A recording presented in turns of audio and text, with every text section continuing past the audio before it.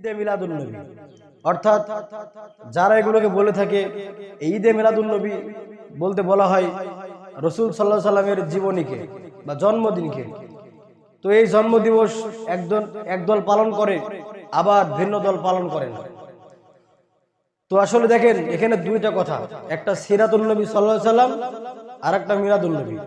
এখন সিরাতুন নবী আর মিলাদুন নবী এটার মধ্যে আমাদেরকে পার্থক্য জানতে হবে, এবং সিরাতুন নবী পালন করব কেন আর মিলাদুন নবী পালন করব না কেন এটা আমাদের জানতে হবে। এক নম্বর কথা বলি, ঈদে মিলাদুন নবী বলা হয়ে থাকে সকল ঈদের বড় ঈদ ঈদে মিলাদুন নবী। আর আরেকটা সিরাতুন নবী। মিলাদ মানি রসুলের জন্ম, আর সিরাত মানি রসুলের আদর্শ। আল্লাহ রসুল সাল্লাল্লাহু আলাইহি সাল্লাম যেবার যখন জন্মগ্রহণ করার পরে এই যে কুরআনুল কারীমে একটা সূরা, ছোট্ট সূরা তাব্বাত ইয়াদা আবিল লাহাব ওয়া তাব, আবুল লাহাবকে নিয়ে একটা সূরা আছে। আবুল লাহাব কিন্তু রসুলের আপন চাচা। তো রসুল সাল্লাল্লাহু আলাইহি সাল্লাম যখন জন্মগ্রহণ করলেন, রসুলের মিলাদের কথা শুনে আবু লাহাব এত পরিমাণ খুশি হয়েছিল, হওয়ার পরিবর্তে যে দাসী তাকে খবর দিয়েছিল সুয়াইবা, আবু লাহাব খুশি হয়ে বলে, সুয়াইবা তুই আমাকে এমন একটি খুশির খবর দিলি যে আমি তোকে দেওয়ার মতো কোনো কিছু নাই, তোকে আমি আজাদ করে দিলাম। সুবহানাল্লাহ। তাহলে চিন্তা করুন, তো আবু লাহাব রসুলের মিলাদে খুশি হয়ে বান্দি দাসী আজাদ করে দিল নবীর জন্মের ঈদে মিলাদুন নবীর খুশির ঠেলায়। এবার আসুন সিরাতুন নবী, এটাই হচ্ছে ঈদে মিলাদুন নবী, মানে নবীর খুশি হওয়া। এটাকে বলতে পারবো না যে রসুলের জন্মদিন নিয়ে আলোচনা করা যাবে না। অবশ্যই রসুলের ঈদে মিলাদুন নবী আলোচনা করার বিষয়, কিন্তু কোনো পালন করার বিষয় নয়। পালন করার বিষয় হচ্ছে সিরাতুন নবী, অর্থাৎ রসুলের আদর্শ। রসুলের মক্কায় 10 বছর, মদিনায় মক্কা মদিনা মিলে মোট রসুলের 23 বছর জিন্দেগি। মক্কা 10 বছর, মদিনায় 13 বছর, এই মিলে, অথবা মক্কা 13 বছর, মদিনা 10 বছর। এই যে দুইটা বিষয়, মোট 23 বছর আল্লাহ রসুল সাল্লাল্লাহু আলাইহি সাল্লামের উপরে নাজিল হয়েছে ওহী 40 বছর বয়সে। উনি মারা গেছেন কয় বছর বয়সে? 63 বছর বয়সে ইন্তেকাল করেছেন। তো নবুয়ত থেকে নিয়ে শুরু করে এই লাস্টের এই 23 বছরকে বলা হয় সিরাতুন নবী। আর রসুলের জন্মকে শুধুমাত্র বলা হয় ঈদে মিলাদুন নবী। তো আবু লাহাব রসুলের মিলাদে খুশি হয়ে তার নিজের দাসীকে আজাদ করে দিলেন। এবার আসুন, এই রসুল যখন তার মিলাদের দাওয়াতে খুশি হয়ে, মিলাদের খবর খুশি হয়ে বান্দি আজাদ করে দিল, এই আবু লাহাবকে যখন আল্লাহ রসুল যখন কুরআনুল কারীম পেলেন, আল্লাহ যখন আয়াত নাযিল করলেন, কালেমার দাত রসুল আবু লাহাবকে দিলেন, তখন আবু লাহাব বলল, একটা পাহাড়ের কাছে আবু লাহাব ছিল। আল্লাহ রসুল সমস্ত মক্কাবাসীকে ডাক দিয়ে বললেন, হে আমার কওমের লোকেরা, যদি আমি তোমাদেরকে বলি পাহাড়ের পাদদেশে পিছনের দিক থেকে শত্রু দল এসে তোমাদেরকে হত্যা করবে, তোমরা কি আমার কথা বিশ্বাস করবে? তখন সবাই এক বাক্যে বলল, অবশ্যই মানে বিশ্বাস করব, তোমাকে অবিশ্বাস করার কোনো কারণ নাই। কারণ আল্লাহ রসুল তখন তো নবুয়ত পান নাই, তিনি তখন পরিপূর্ণ নবুয়তির দরজা পান নাই। তিনি নবী তো আগে থেকে, কিন্তু নবুয়ত পান নাই, মানে শরীয়ত পান নাই। তখন থেকে মক্কার বড় বড় কাফেররা, রসুলের চরম দুশমন যারা হয়েছিল এই কুরআনুল কারীম নাজিল করার পরে, শরীয়ত আসার পরে, তারাই রসুলকে আল আমিন বলে উপাধি দিয়েছিল। তার কারণ আমার রসুলের চরিত্র এমন ফুলের মতো পবিত্র যে মক্কার ইহুদি বেঈমান নাস্তিক কাফেররা, রসুল এমন আমানতদার ছিলেন আল্লাহ রসুলের কাছে, কাফেররা পর্যন্ত তাদের ধন সম্পদ আমানত রেখে আবার যেমন দিয়েছেন তেমনই ফেরত পেয়েছেন। সুবহানাল্লাহ। আর আজকে আমাদের সমাজের মধ্যে আমাদের চরিত্র এত খারাপ, আমরা ভাই হয়ে নিজের ভাইয়ের হক নষ্ট করি, আমরা ভাই হয়ে বোনের হক নষ্ট করি, এমন হাজারো প্রমাণ রয়েছে। তো আল্লাহ রসুল যখন এই কথা বললেন, আবু লাহাব সকলে বলল, অবশ্যই আমরা বিশ্বাস করব, কারণ তোমার 63 বছর জিন্দেগিতে বা তোমার এই দীর্ঘ জীবনে, তোমার জীবন থেকে আমরা কোনো মিথ্যার স্পট পাই না। রসুল বললেন, চাচা আমি বললে তো আপনারা বিশ্বাস করে দিবেন শত্রুর কথা। চাচা আমি আপনাদেরকে খবর দিচ্ছি, আমি একজন আল্লাহর নবী। আল্লাহ রাব্বুল আলামিন আমাকে নবী হিসেবে প্রেরণ করেছেন। সুতরাং এই জীবনটা কিন্তু জীবন না, পরকালে আবার জীবন আছে, হিসাব আছে। যদি দুনিয়াতে আমি রসুলকে আদর্শ না মেনে চলেন, আমি রসুলের তাহাজ্জুদের গলা মালায় না লাগান, আমি রসুলের আদর্শ যদি আপনারা পালন না করেন, নামাজ না পড়েন, আল্লাহর প্রতি ঈমান না নিয়ে যদি আপনারা কবরে যান, তাহলে আপনাদেরকে জাহান্নামে যেতে হবে। তখন আবুল আহাব সবাই রেগে গেল। তখন তারা বলল, আলী হাজা জামাআতানা, তুমি কি আমাদেরকে এজন্যই ডেকেছো? এরপরে যখন রসুল আবার দাওয়াত দিলেন, তখন এক পর্যায়ে আবুল আহাব রাগান্বিত হয়ে বললেন, লাহাব মানে তো অগ্নিশিখা, আর আবুল আহাবের চেহারা ছিল অগ্নির মতো। রেগে যাওয়ার পরে আবুল আহাব রসুলের জন্য বদদোয়া করলেন, তাব্বাত ইয়াদা মুহাম্মদ, মুহাম্মদ তুই ধ্বংস হয়ে যা, নাউজুবিল্লাহ। সঙ্গে সঙ্গে আবার নবীজির মনটা খারাপ হয়ে গেল, রসুল চলে গেলেন। এই কথা বললেন, বলার পরে এই কথাটা আমার আল্লাহ রাব্বুল আলামিন সহ্য হয় নাই।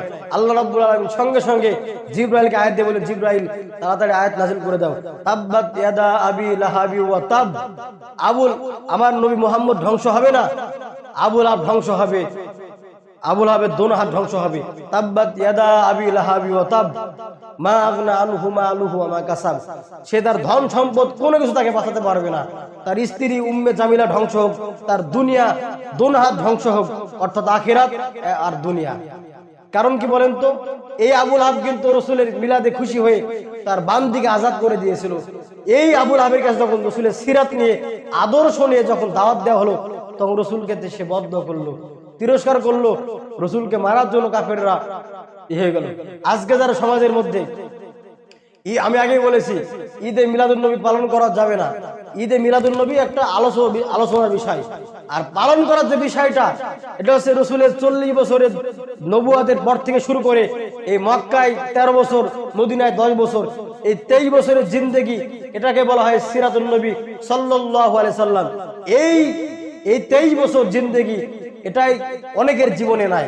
আজকে যারা ঈদে মিলাদুন নবী পালন করে, বিশেষ করে বিভিন্ন মাজার পূজারী, বিভিন্ন ভণ্ড, বিভিন্ন বেদাতিরা, নামাজের খবর নাই, রোজার খবর নাই, পর্দার খবর নাই, ইসলাম মানার খবর নাই, নারী পুরুষ এক জায়গায় মাজারে বসে গান্দা টানে, কলকি টানে, কার বোর সাথে কে থাকে, কার সাথে কার অবৈধ সম্পর্ক কোনো ঠিক নাই।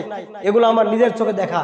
এই সমস্ত ভণ্ড গাঁজাখোরগুলো যদি বলে যে ঈদে মিলাদুন নবী পালন করতে হবে, এগুলো বড় হাস্যকর কথা বলেন, ঠিক না ঠিক?